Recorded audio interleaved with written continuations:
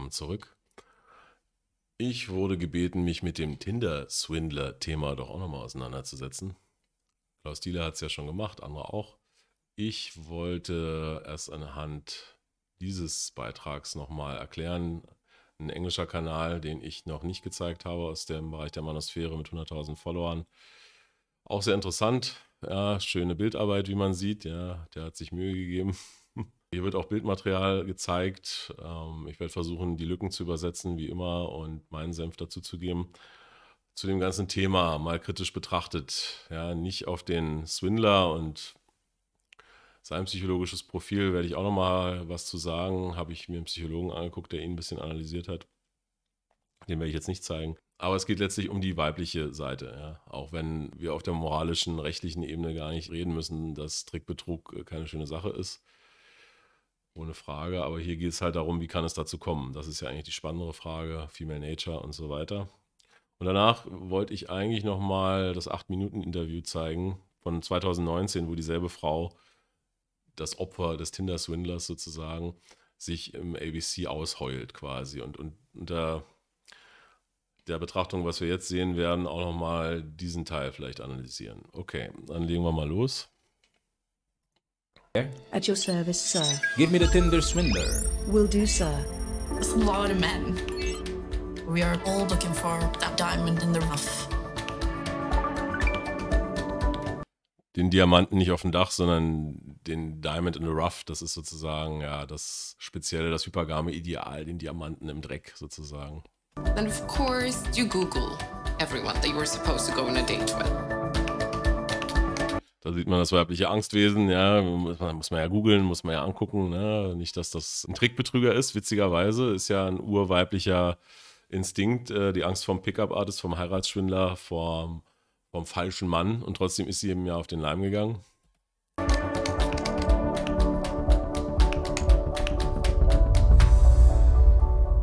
Well, this is gonna be fun. Let's swipe right on that.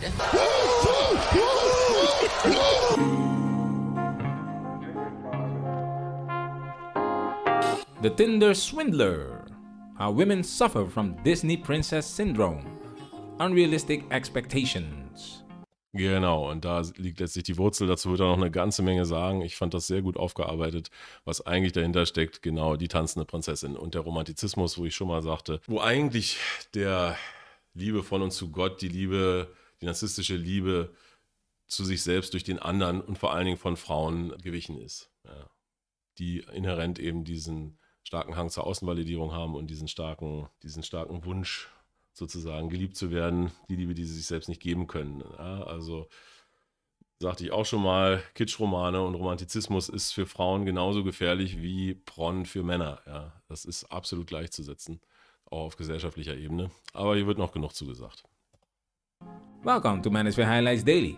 Shout out to our Patreon supporter, Mr. Blue Baggins, for sending us another great video to review. The Tinderswindler is a British true crime documentary film on Netflix released on the 2nd of February 2022.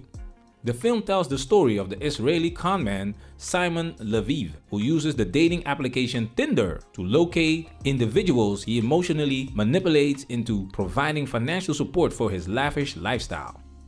We'll be focusing on the first woman of the documentary and highlight the Disney Princess Syndrome. Shout out to the Patreon gang, salute! The original video is gonna be on Patreon because we have to respect the YouTube guidelines. That's why you will get a censored and filtered YouTube friendly version. So if you like what we do and you want to experience our content to the fullest extent, support us on Patreon. This video contains a lot of spoilers, so you've been warned. Now it's time for us to dive into this and do what we have to do. Because we men, ain't we? We men, ain't we?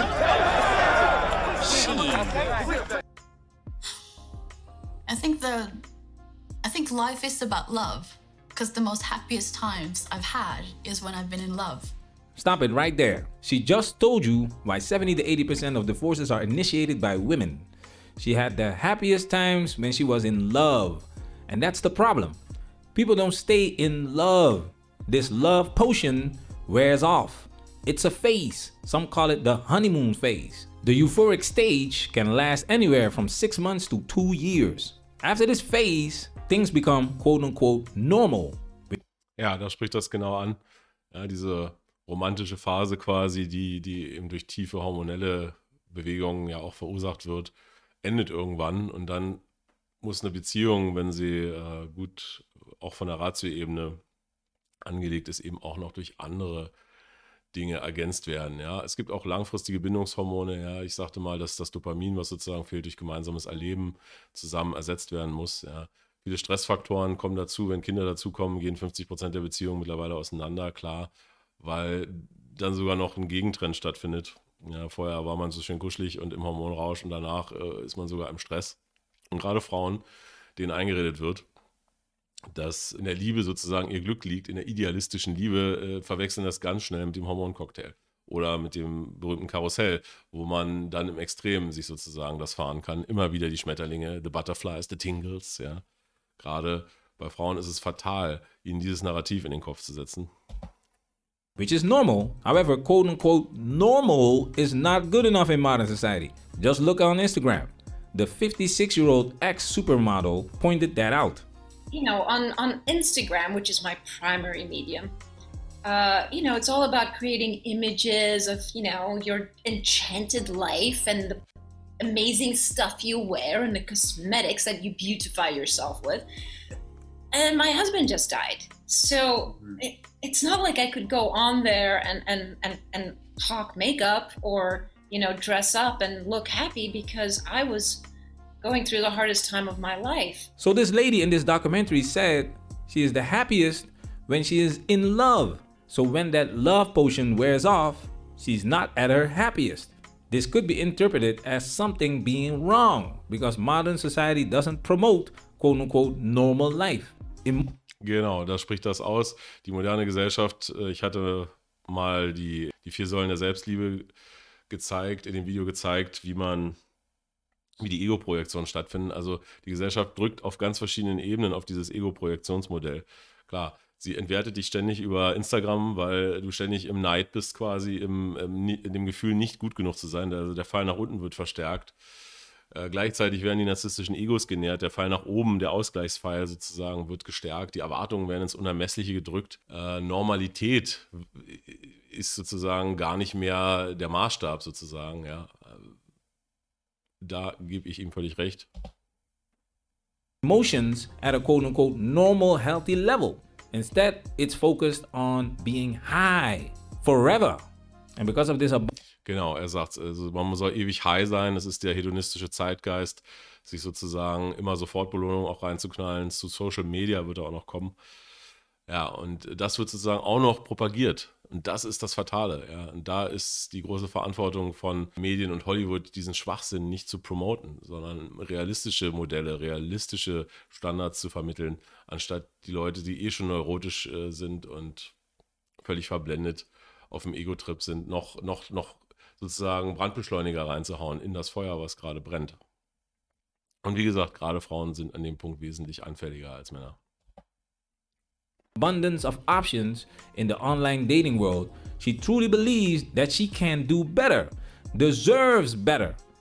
Genau, ja, Online-Dating macht es natürlich möglich, dass man immer glaubt, was Besseres finden zu können.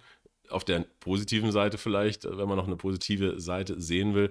Nein, auch die narzisstischen Egos führen dazu, dass man glaubt, man hat immer was Besseres verdient. Ja, das ist sozusagen der Narzissmus, der Solipsismus, der sich dann in Narzissmus wandelt.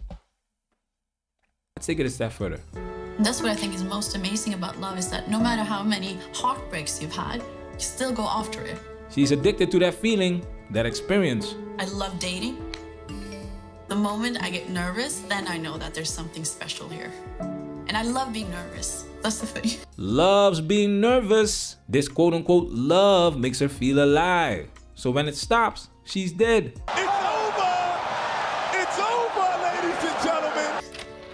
Genau, sie ist ein Drogenjunkie im Endeffekt. Sie glaubt, sie verwechselt Liebe mit Drogensucht. Tiefe innere Liebe, gefestigte Liebe hat nichts mit diesem Hormoncocktail zu tun, sondern mit ganz anderen Werten, als was ihr beigebracht wurde. I'm after that all-consuming, the kind of what you grown up with. Like you grow up with, shows princess pictures. Und sie hat auch noch Prinzessinnenbilder. Es ist ja brutal, ja. Also da ist ja wirklich alles schief gelaufen. documentary is about to delve into the phenomenon.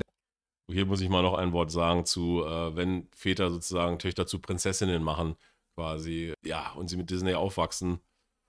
Kein gutes Narrativ für eine Frau. Absolut nicht. That confuses many women and creates unrealistic expectations in the minds of little girls. The first memories that I have about love is Disney.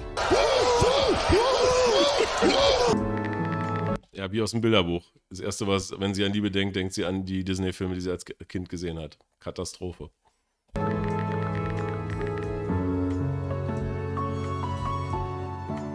Und dann wird auch noch wirklich die Schöne und das Biest rausgesucht, wo ja genau die Dynamik drüber liegt quasi. Dass die Frau glaubt, den Mann, das Biest mit seinen Alpha-Eigenschaften, die ja so attraktiv sind, einfangen zu können. Ja, passt ja perfekt.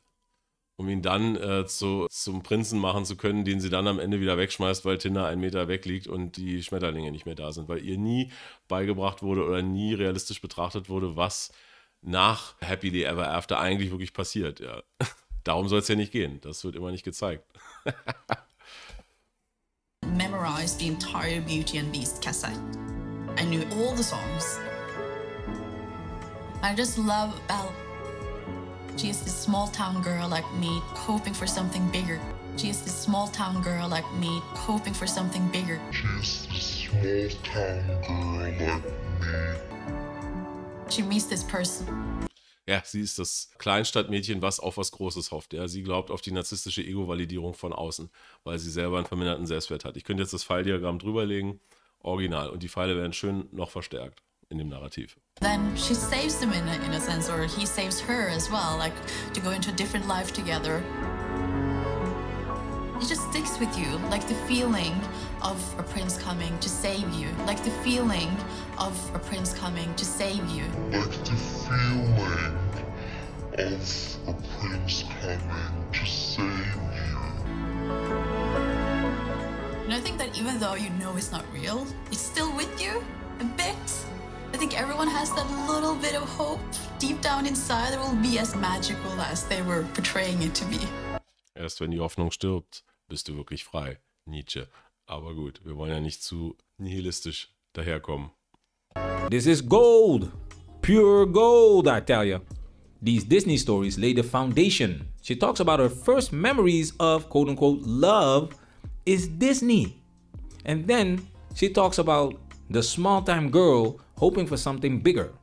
So every girl, most girls, can identify with these Disney princesses. The Belle and Cinderella stories continue into adulthood because the feeling is already established. Check this out. Oh, it's fine. I would like to know more about you.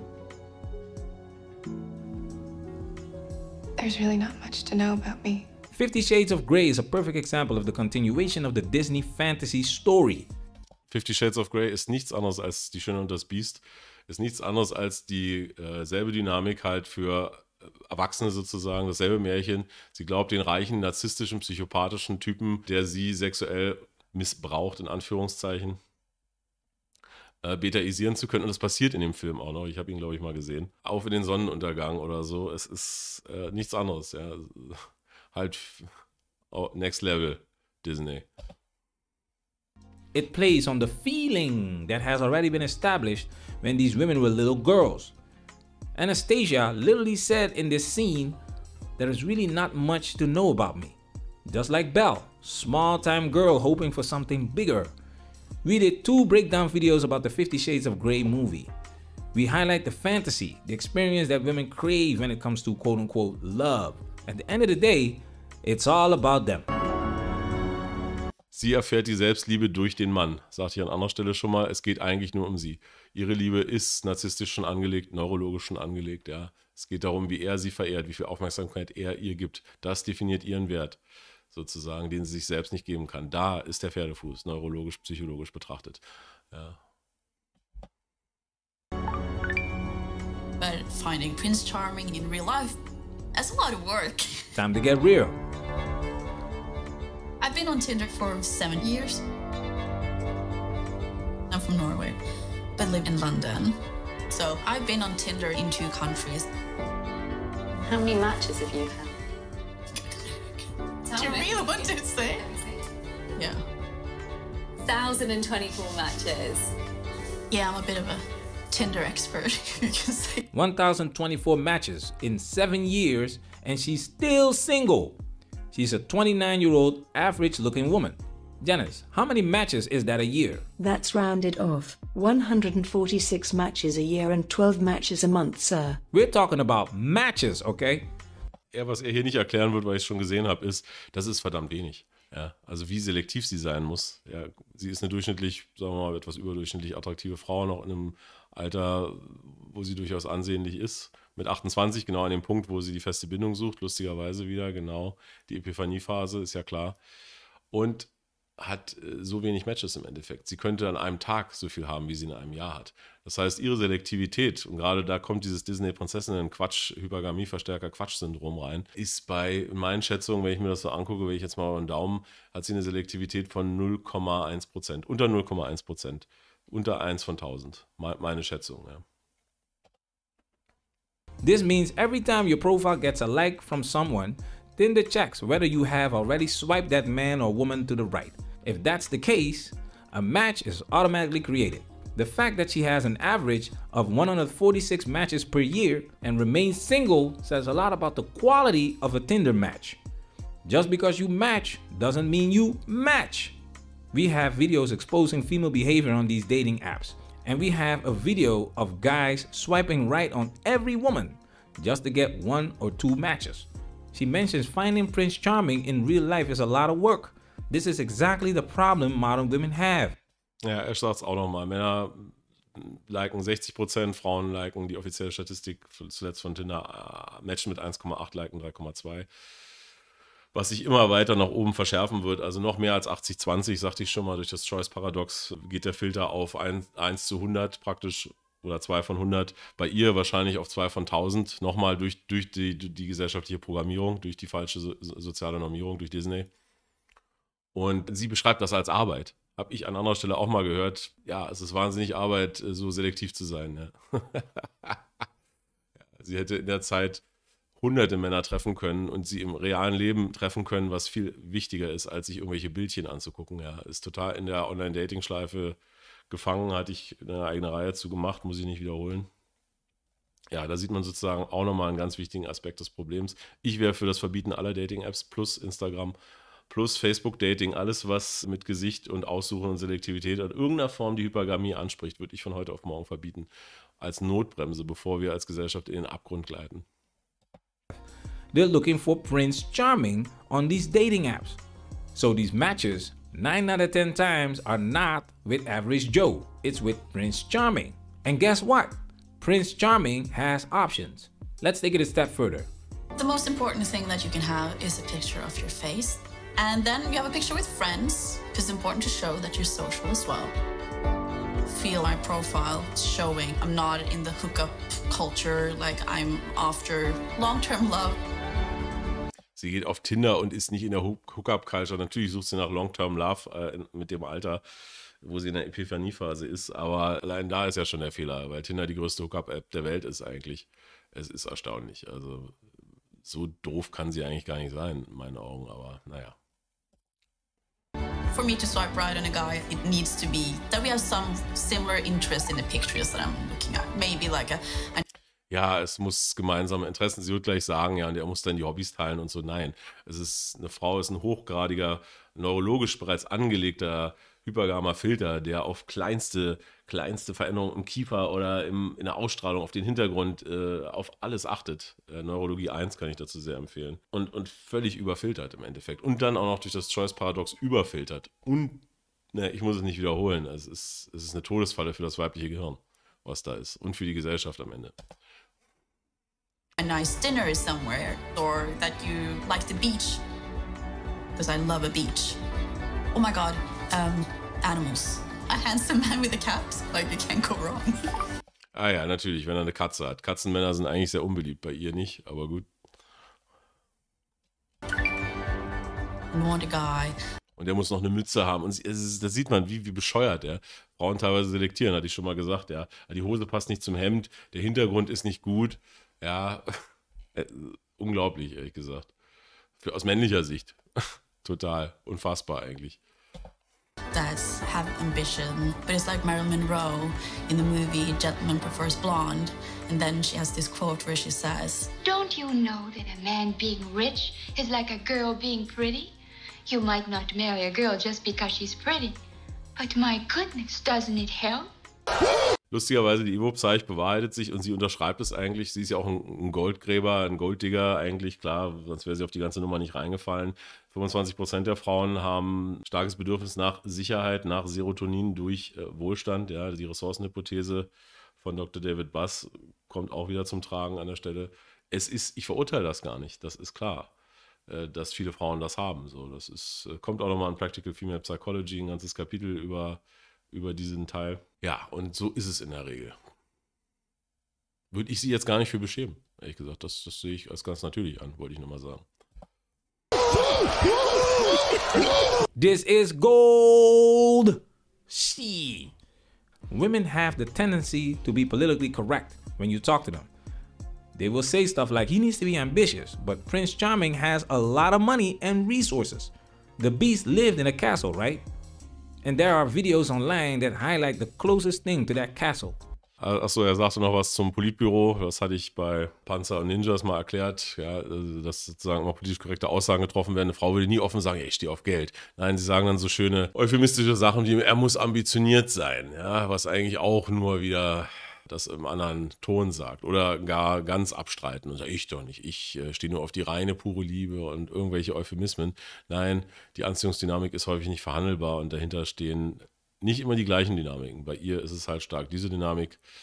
Ja, und er deckt halt auch auf, dass bei der Schöne und das Biest das Schloss und alles zu sehen war. Der Reichtum war sozusagen implementiert. Und auch das Schloss, was der Typ im Profil, werden wir gleich sehen, gezeigt hat, erinnert stark an die Schöne und das Biest, an den Zeichentrickfilm. Chambord is the granddaddy of the Loire chateaux. Far bigger than your average Loire castle, it has 440 rooms and a fireplace for every day of the year. It's surrounded by Europe's largest enclosed forest. It's a game preserve defined by a 20-mile-long wall and still home to wild deer and boar. It's not your average 2-bedroom apartment we're talking about here. And that's not enough. It's not just the money. Look at the guy she swiped left on, and then the guy that she swipes right on. It is a very true quote, like you want the full package. But it's not easy to find what you're looking for. There's a lot of swiping. Es ist nicht einfach, sowas zu finden. Es ist eine Menge Swipen mit dem Finger. Das ist eine Menge Arbeit, weil er muss alles haben. Ja, sie will sozusagen Alpha F und Beta B in einem. Ja, klar, er muss super Gene haben und muss auch noch die Kohle haben und. Er muss die eierlegende Wollmilchsau sein und bei ihr nun mal ganz besonders. Ja, also, sie ist ja wirklich Prime Example, sagt man im Englischen, oder das beste Beispiel, was man sich vorstellen kann für all den Schwachsinn, der heutzutage in weiblichen Gehirnen so läuft durch die gesellschaftlichen und technologischen Bedingungen. Back and forth, back and forth.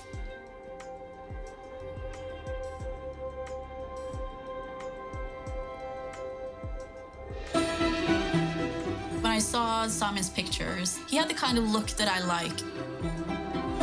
Er hatte den Look, als er auf der Yacht saß, mit dem Meer im Hintergrund. Ja gut, er mag ein dunkler Typ sein, vielleicht steht sie drauf als Blonde, macht das Sinn, genetisch vielleicht auch. Klar, aber er war eigentlich ziemlich klein, greife ich mal vor. Eigentlich ist er unter dem Gardemaß. Aber gut, ne? Was eine Yacht nicht alles ausgleichen kann an Körperzentimetern.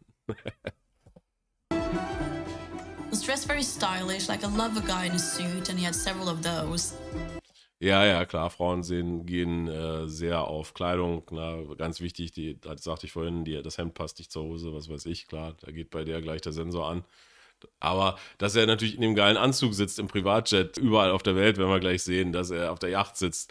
Nein, das wird nichts damit zu tun haben. Hätten sie ihn mal von der Mülltonne gezeigt mit seinem geilen Anzug, da wäre der Sensor aber sofort angegangen. Aber gut, lassen wir ihr ihre kleine Tugendhaftigkeitssignalisierung. And he had his link to his Instagram. Blue Check! Ja, und die Blue Checkmark, ja, ganz wichtig. Das heißt, du bist bei Instagram, glaube ich, weiß gar nicht, was es ist, über 100.000 oder so.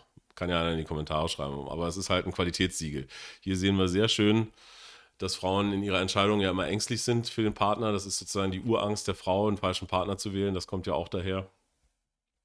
Und das Female Male Choice Coping, wenn er viele Frauen hat, die ihm sozusagen ein Amazon-Rating gegeben haben, sehen wir hier das Instagram-Rating praktisch, das Äquivalent dazu. Status. His photos reflect wealth, and of course, he physically looks the part. An OkCupid study found that women find 80% of men unattractive. We made a video of an average-looking woman basically rejecting 98% of the men on Tinder. Also der spricht das an, das habe ich auch gezeigt. Ja, Frauen finden 80% der Männer unterdurchschnittlich attraktiv, unter 5, unterdurchschnittlich, sind nicht gut genug. Ja, sind sogar eklig teilweise, sagte ich an anderer Stelle auch schon mal, richtig, da geht eine Abwehrreaktion los, die ist auch evolutionär gewollt, weil die sollen ja nicht an die Bulette. Ja, und selbst eine durchschnittliche Frau kann 98 noch mehr Prozent der Männer ablehnen, ist sich sozusagen selbst ihrem eigenen Wert gar nicht bewusst, weil der sozusagen künstlich gepusht durch die Decke geht. Und wie ein Feedback-Loop. Sie kriegt sozusagen ja ständig Likes sozusagen auf Tinder. Sie geht drauf und, wird als durchschnittliche Frau 300 Mal geliked. Da ist sozusagen auch die Verantwortung der Männer, die Egos weiterhin zu inflationieren durch ihr Gesimpe und ihren Durst. Ja, das ist sozusagen eine Todesspirale, die da stattfindet. Sodass am Ende die durchschnittliche Frau denkt, ihre Vagina ist aus Gold. Aber hatten wir alles schon mal. And then she is passive when it comes to asking one of these top guys out. Why? Why? Because the prince is supposed to save her. You always check the Insta. Ja gut, dass sie passiv sind, liegt auch in ihrer Natur. Ne? Die Angst vor Ablehnung, das hat er nicht gesagt, ist bei Frauen auch natürlich ziemlich groß. Ja? Das Ego ist sozusagen nur künstlich aufgeblasen und eine Ablehnung, ein Korb, wenn man gewohnt ist, immer nur hofiert zu werden, kann ein ganzes Ego zum Zerbröseln bringen. Und das sieht man bei Online genauso. Ich erwähnte mal das Bumble-Beispiel, dass Frauen sich total schwer tun, dort überhaupt Männer anzuschreiben, wo sie es nämlich müssen, dass ihnen das gar nicht liegt. Ja. Aber gut. Jetzt wird die Wichtigkeit von Insta angesprochen, da greife ich mal vor. Klar, heutzutage ist Insta sozusagen das Fenster in dein Leben. Und da ist das sozusagen deine Visitenkarte, ja. Klar, modernes Game sozusagen, wenn man so will, läuft nur noch über Social Media, läuft über Instagram, dass du da gefälligst, wie die ganzen Influencer, die ich ja auf den Tod nicht leiden kann. Ja, ich hier, ich in Paris, ich im schönen Kleid, ich hier, ich da, ich schön, ich hier, ich beim Trainieren, ja, ich. Ich hasse Insta, ja. Sofort verbieten, abschalten. Die Menschheit würde ein bisschen länger überleben.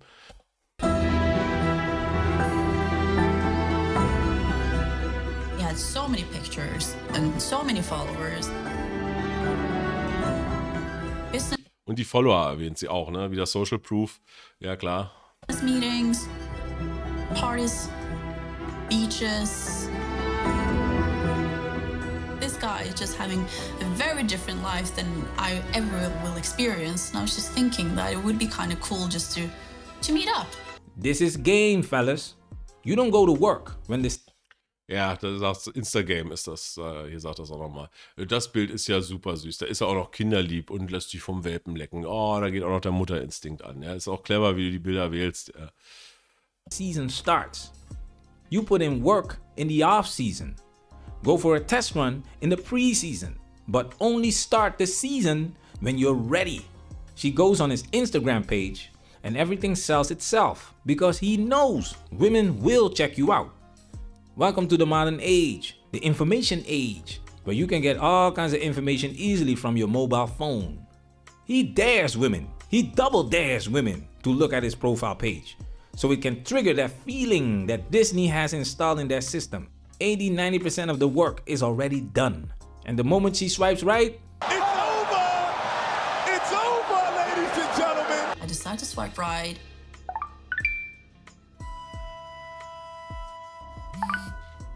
And then he just responds fairly quickly. I'm leaving London tomorrow. Do you want to meet up? Zu den Nachrichten könnte ich jetzt noch was sagen. Da habe ich den Psychologen gesehen, der das Ding analysiert hat. Und er hat gesagt, er hat die Konversationsstärke eines Drittklässlers. Er ist ein grandioser Narzisst, höchstwahrscheinlich kein Psychopath und nicht sehr empathisch eigentlich. Das heißt, ich habe auch andere Nachrichten in anderen Videos gesehen. Er hat ihr 100 Rosen geschickt oder so, wie so ein Tollpatsch eigentlich. So, er hat nur gesagt, komm her, lass uns treffen, da und da, ich liebe dich. Er hat sich überhaupt keine Mühe gegeben. Und das ist ihr sozusagen völlig entgangen. Sie war so auf dem Film, dass sie gar nicht gesehen hat, dass der Typ null Kommunikationsskills hat, was eigentlich total wichtig ist. Ja. Aber da war sozusagen schon die Verblendung da war schon der hypergame Filter durchdrungen und dann fallen so eine Sachen gar nicht mehr auf. Das ist auch spannend, sagte ich auch schon mal an anderer Stelle, wenn man einmal durch den Filter, durch das Minenfeld durch ist, kann man sich auf einmal eine Menge Patzer erlauben. Ja? Und das war ein grober Patzer eigentlich für einen Heiratsschwindler, was er in seiner Kommunikation gemacht hat. When we text on WhatsApp, he asked me to meet him at the hotel that he was staying at, the Four Seasons. And he just sent the Google Maps link so I could know where I was gonna go. No cheesy, corny pickup lines. He cut straight to the chase because he knows when a woman is interested, you don't have to convince her to spend time with you. Right now, he's just closing the sale. Ja, er schließt den Kauf ab und sagt, aber das würde ich wiederum als richtig sehen. Ja, wenn das Interesse groß genug ist, krauchen sie durch gebrochenes Glas, ist wurscht, dann musst du da keinen Affen machen, das ist keine Frage. Aber wie gesagt, der Fehler setzt sich sozusagen fort. Aber es beweist halt genau das, was ich gesagt habe. Im Endeffekt genau richtig. Soll er jetzt mit der ewig schreiben, er will ihre Kohle jetzt. Auch wenn sie das ja noch nicht weiß. Macht er eigentlich genau richtig. Wenn das Interessenlevel eben so hoch ist durch die anderen Umstände, brauchst du dir auch keinen mehr abbrechen. Ja. Advertising, promoting himself, he already did that with his Tinder and Instagram page. Now it's time to close the deal. This was just gonna be like an hour-long coffee. Because I could just sense that this guy was a busy guy. He looks exactly like his pictures. He has this magnetism. There's something about this guy that is special. Er ist Narzisst, das war speziell, unnahbar. Ja, klar, dazu Neurologie 4, glaube ich. Die Eigenschaften hat er wohl auch. Klar, kommt noch dazu, das ist das Traumpaket sozusagen, neurologisch, psychologisch, sozialpsychologisch betrachtet. One of the first topics that we talked about was job. Und das erste, worüber sie geredet haben, war die Arbeit. Klar, Logo. Gibt es noch mehr Kohle? Hast du die Kohle wirklich? Machen Frauen immer gerne. Wenn sie sagen, mein Mann ist das und das. Ja, Männer zeigen sich Bilder von ihren Frauen und sagen, guck mal, die ist aber hübsch hier. Oh, hast du eine hübsche Frau. Frauen dagegen sagen, mein Mann ist so und so. He's the CEO of LD Diamonds. He got the job from his dad. When he was mentioning that his dad was the king of diamonds, so that meant that he was the prince of diamonds. I realized, my God, what kind of family is this? Very quickly, it became very personal. And that's what I really liked about it. He has a baby daughter that turns 2 in a couple of weeks. Und das ist ein erhebliches Minus. Frauen hassen es quasi, wenn da Konkurrenz um die Ressourcen ist und ein anderes Kind, in das er schon investiert ist. Er soll ja in ihr zukünftiges Kind investiert sein. Aber an dem Punkt, bei so vielen Ressourcen, ist das dann auch okay. Aber sie erwähnt es speziell und das ist ein ganz negativer Faktor. She's there now to visit him in London, but he's not together with the mom anymore. He's rarely in one place for... Genau, aber er ist nicht mehr mit der Mutter zusammen. Das revidiert dann sozusagen wieder das Argument, okay, sie kriegt keine Vollversorgung, die kann ich ja dann haben. Very long period of time, and that he just missed having someone, you know. Him having a child didn't turn her off one bit. Let's take it a step further. When we were nearing the end of the date, he said, I really want to get to know you better. They were traveling to Bulgaria for a business trip, and then he was asking me if I wanted to join them. We're traveling by private jet. Shit, ooh, this is something new that I've never done before. I felt that I would be stupid if I said no. So I was kind of like super excited on the inside, but on the outside I kept it very cool. Because I was just thinking, okay, you like this guy, you just need to keep it cool now. You see, women will break their rules for the Chads and Tyrones. Die Augen dabei, ich mag den Typen.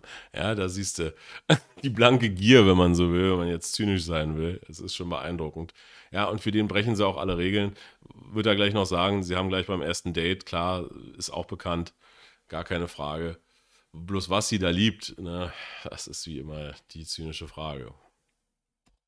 She thought that she would be stupid if she said no. The difference between genius and stupidity is that genius has its limits. And she would not be limited. Check this out. Simon asked one of his drivers to take me back home so I could pack some stuff, get my passport, and then they will drive me back. Suddenly, there's this Rolls Royce waiting for me. So I was kind of like, oh my God, this is insane. It felt like stepping into a movie. I can be quite quick when I first pack. I have a messenger group with my girlfriends. My friends are freaking out.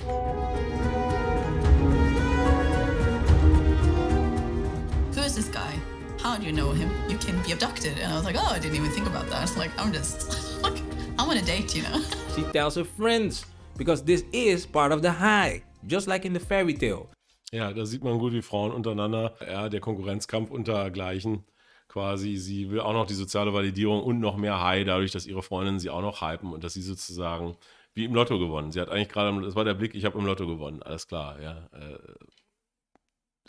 Eklig eigentlich. Und das finde ich den Aspekt, den man in der Tinderswindler-Geschichte eigentlich beleuchten muss, ja. Man kann ihn jetzt da sonst wie diagnostizieren und ihn zum puren Bösen erklären. Dieser Blick, da sehe ich viel, viel mehr drin, gesellschaftlich auch auf die Person betrachtet, was ich total kritisch sehe. Ja. Als ob es ihr jemals um ihn gegangen wäre. Frauen lieben ja opportunistisch und nicht idealistisch, das wissen wir ja. Aber bei ihr wird es ja nun wirklich überdeutlich. Ja. The princess needs recognition, validation and envy from other women. She is warned of the dangers. Genau, narzisstisches Benzin braucht sie und das hat sie sich geholt. But she is so high on that Disney dopamine that she doesn't care. The foolishness. Let's take it another step further.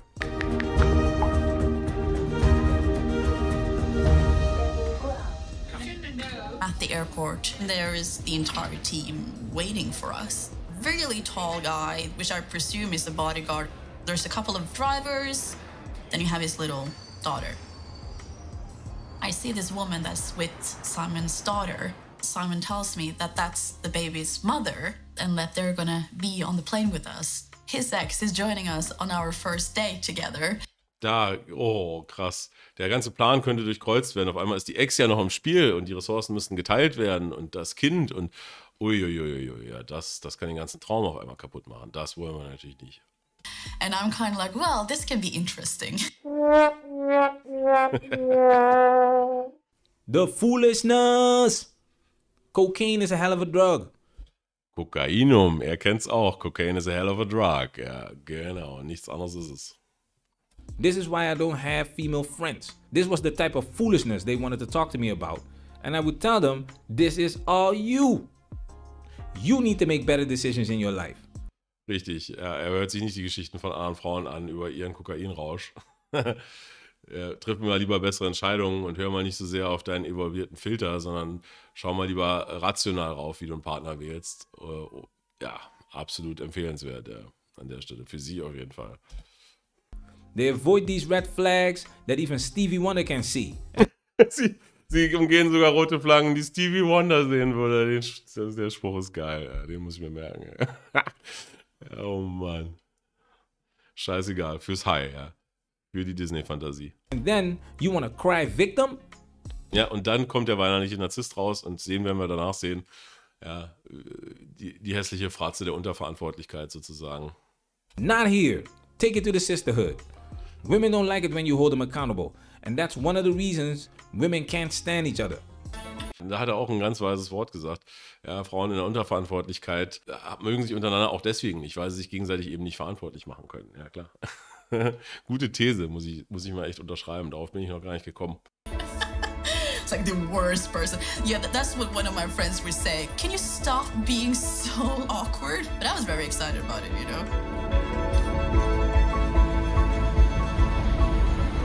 It was champagne with caviar. I've never eaten caviar before. And then it was sushi, and it was like this. It's a totally different world. If I like someone, I'll just give them a little kiss on the cheek. Wenn ich jemanden mag, wenn ich jemandens Kohle mag, dann küsse ich auch mal den Geldbeutel. Eigentlich hätte auch ein Geldbeutel hängen können. Das Jet hätte sie mal küssen können.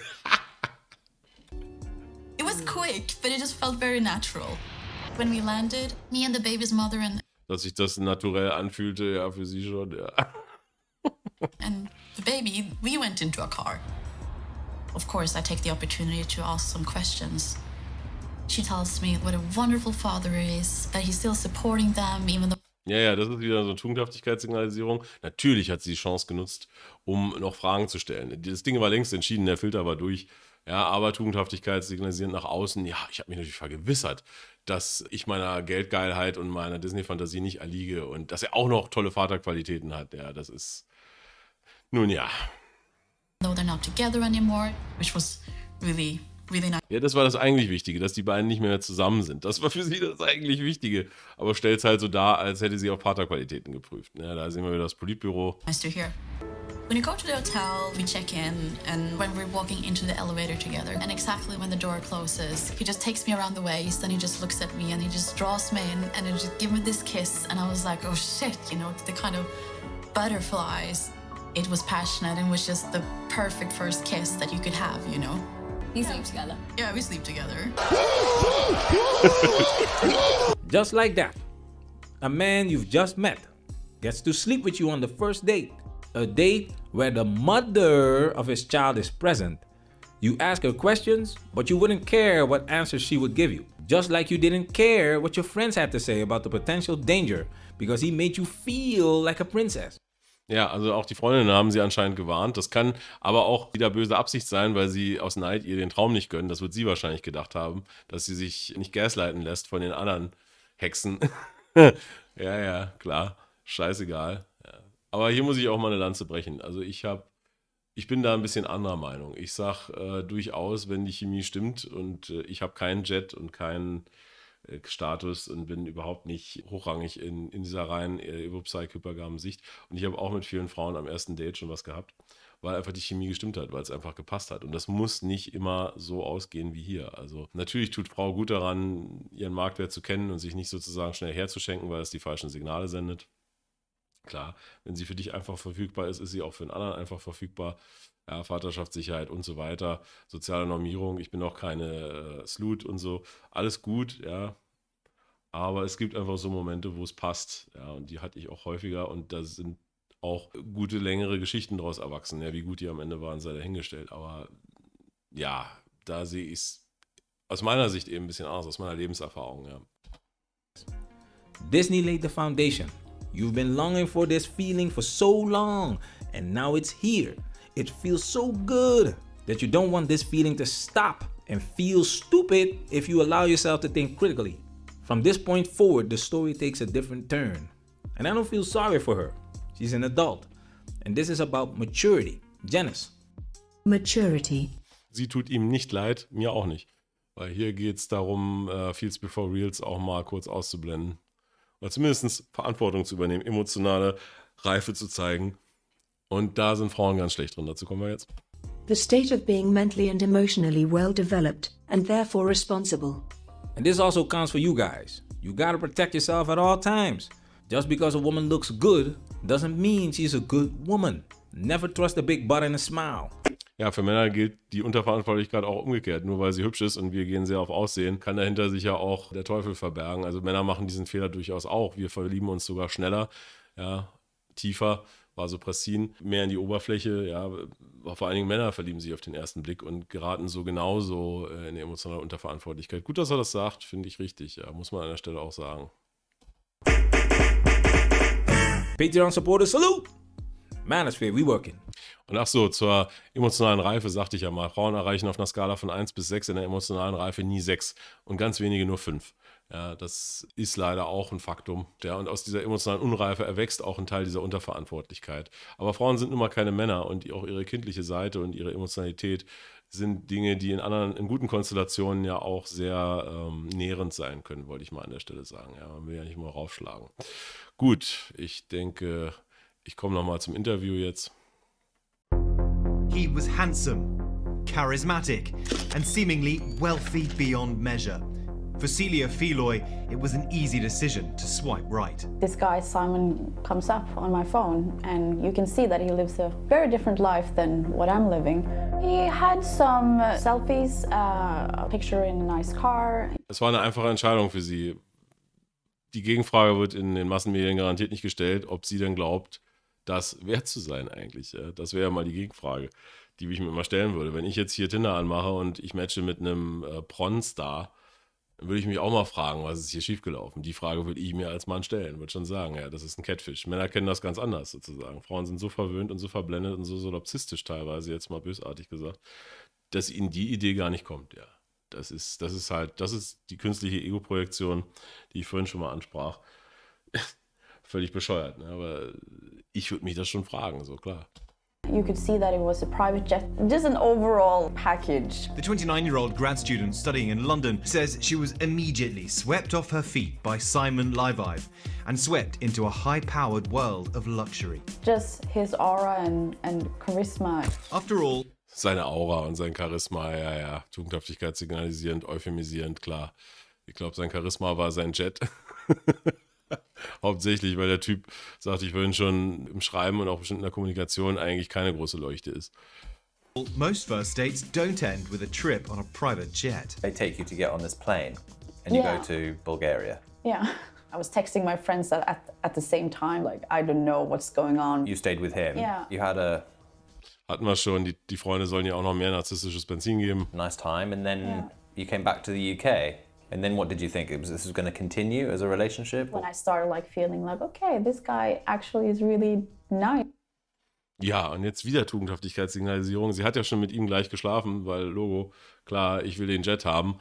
Und jetzt fragt er sie, unterstützt er sozusagen als Beta White Knight, sieht man ihm sofort an, natürlich das Narrativ und gibt ihr die Möglichkeit, das noch so umzuwandeln. Hast du dich denn danach entschieden, mit ihm eine Beziehung, vielleicht, wenn er es denn wert ist, Königin?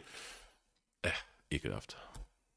Nice and funny and someone that I could Ja, und er war nett und lustig und muss mir gleich einen Eimer holen. date and like maybe have something with. But her dream of finding Mr. Right went horribly wrong. I hate him. It's so horrible. Tränen vor der Kamera, hatte ich mal was zu gemacht, kann ich ja mal einblenden. Celia says Simon told her he was an Israeli millionaire with a nickname, the Prince of Diamonds, but he wasn't who he said he was. I'm just very tired about crying over this, you know. But it just comes and just I can't. Ja, es kommt einfach, ich muss weinen. Oh ja, klar. Wie gesagt, Video unbedingt anschauen dazu. Can't help it. It's just so painful because I hate myself or I just hate that I did this, you know. Ja, sie hasst, dass sie es getan hat, ja. Aber nicht sich selbst. Hier, das ist ein typischer narzisstischer Opfer-Move, den Frauen instinktiv gut drauf haben, ja, weil so will sie Mitleid erzeugen, so will sie Traktion für ihre Geschichte erzeugen. In meinen Augen ganz klar. Ja, und nicht als die Dumme dastehen.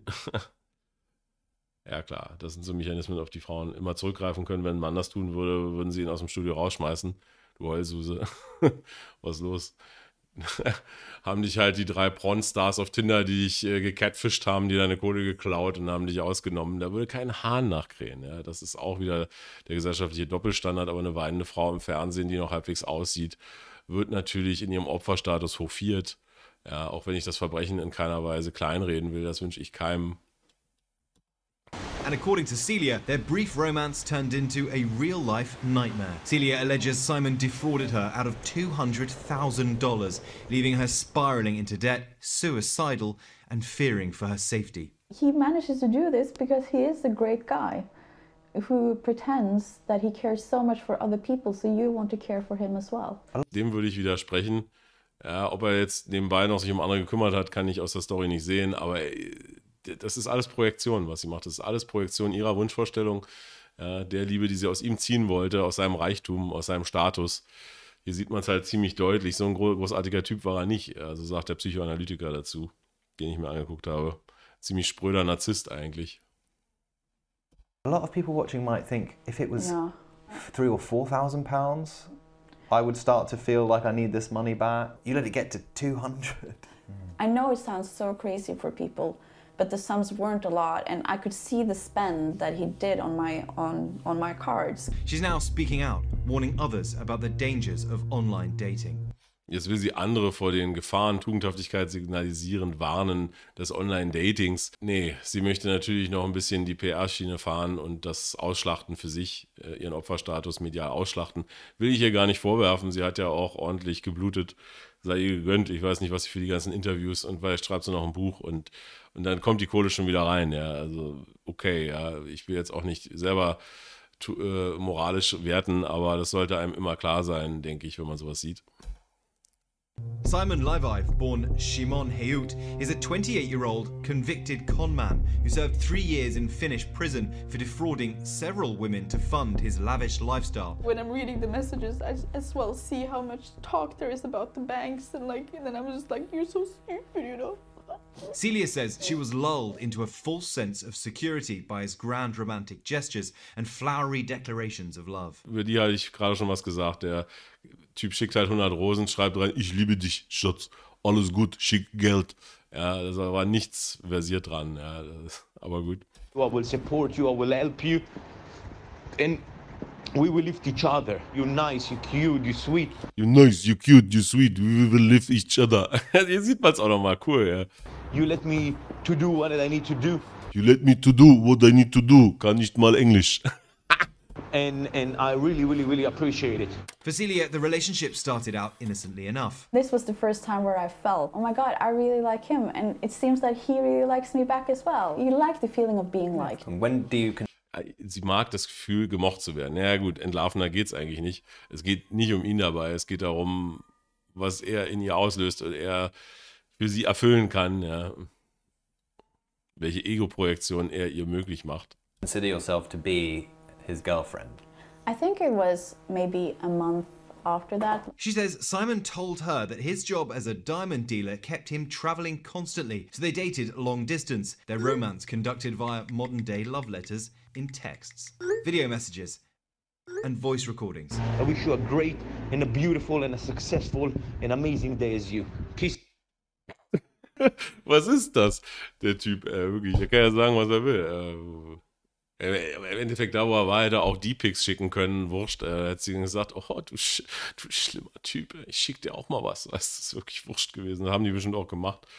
Ja, da merkt man halt, wenn nur einmal durch den Filter durch ist, sagt ich schon mal, geschenkt. Kann ja der letzte Spaß sein im Endeffekt.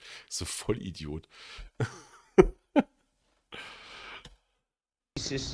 Simon stole away to London when he could, but Celia says that more often than not, he flew her to where he was, always alluding to an element of danger in his job that kept him away, jetting around constantly on private planes. How often would you see him on a weekly basis? I saw him like in London the next week, and that's when it started that he couldn't come back to London because of the threats that he had been getting. Within a week, he was already saying to you, I can't come back to London, there are threats against my life. But he could get me to where he was.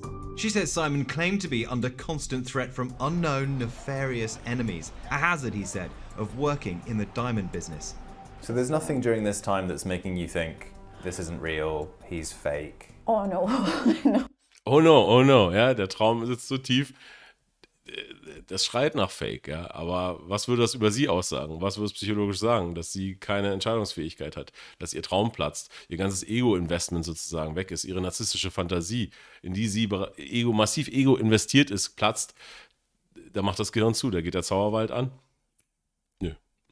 Oh no. Good night, my love. I miss you so much. I can't wait to see you.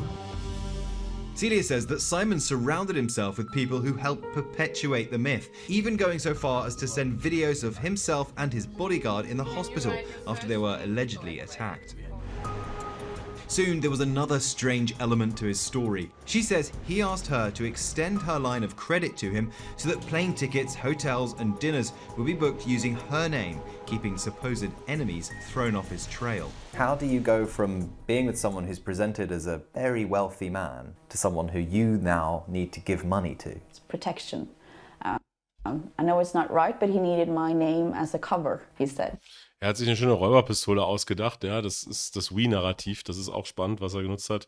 Aus dem Pickup sagte ich schon mal, ja, die Geheimagenten-Story, alle wollen James Bond und dann hat er auch noch so ein Ding raufgesponnen, das drückt noch mehr die Hormone, die Aufregung, das Adrenalin, das Dopamin, ja, er wird von Feinden verfolgt und ja, klar, Storytime. Das glaube ich wiederum, dass das gut gezogen hat, dass das nur beigetragen hat, sozusagen, zur Spannung, zur hormonellen Sucht. Protection from? His enemies, as he's calling them. You just believed him when he said that? I know it sounds so crazy and I wish I could take everything back. It's more like when you have a bodyguard, why would this giant guy be with him if he didn't need the protection. Celia says she relented because Simon promised to pay her back, but the repayments from Simon were nowhere to be seen, despite his insistence that they were on their way. The amounts that he needs to be able to just function for a week is just so much. It's never just a few thousand. For us normal people, that is a lot of money, but for him, it's not a lot of money. How could you have trusted him to take out that amount of money? Like, of course he has the money, so he will pay me back. You didn't even think that it was a problem when you were taking up the loans because you were so sure that the money existed. Apart from anything else, you Yeah. So ego investiert müsste man da reinpacken und so verblendet. Und so naiv. Unterverantwortlich, emotional hatten wir schon. Loved him. Yeah, I think that's the hardest part of it. Like when I realized that he wasn't who he said he was the love aspect, that the person that I thought that I knew and loved, he had just done this in the most evil way. Suddenly, Celia's dream romance was crashing down around her. 2 guys from American Express comes to you. They said that that's him, that's the guy. They told me that they had a long investigations on him already, and that I was a string of 4 or 5 women.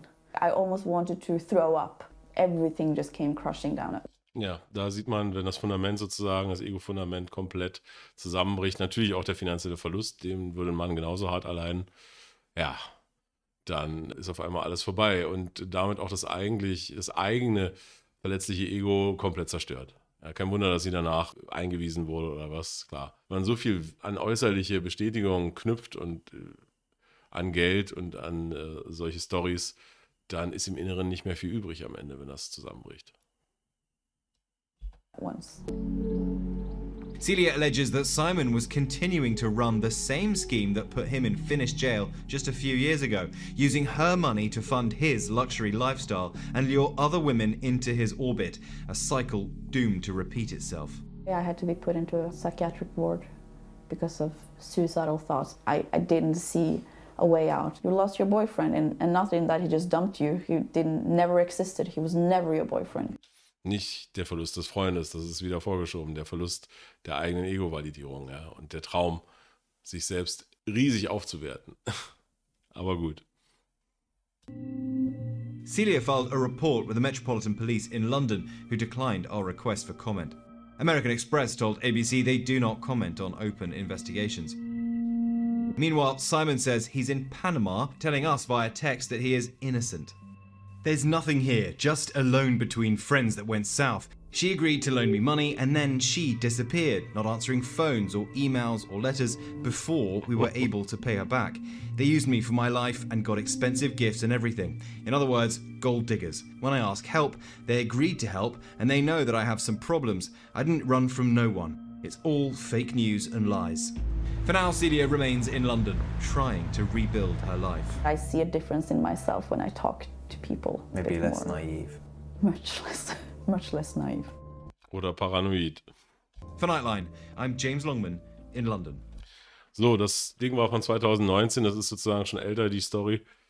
Mittlerweile habe ich gehört und gelesen, dass er gefasst wurde, in Israel im Gefängnis saß und nach 6 Monaten wieder rauskam, weil Corona ausbrach und er sich gut geführt hat.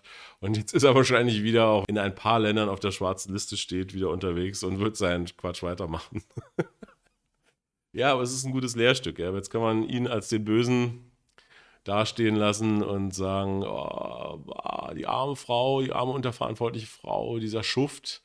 Nee, ich sehe hier, hat er ein ganz massives gesellschaftliches Problem aufgedeckt. Ja, eine massive Schwachstelle, die im ersten Video ja gut rausgekommen ist. So, ich denke, es ist alles gesagt. Ihr könnt euch darüber auch nochmal in den Kommentaren gerne äußern. Damit endet meine Arbeit hier und eure beginnt jetzt. Ahoi und bis bald.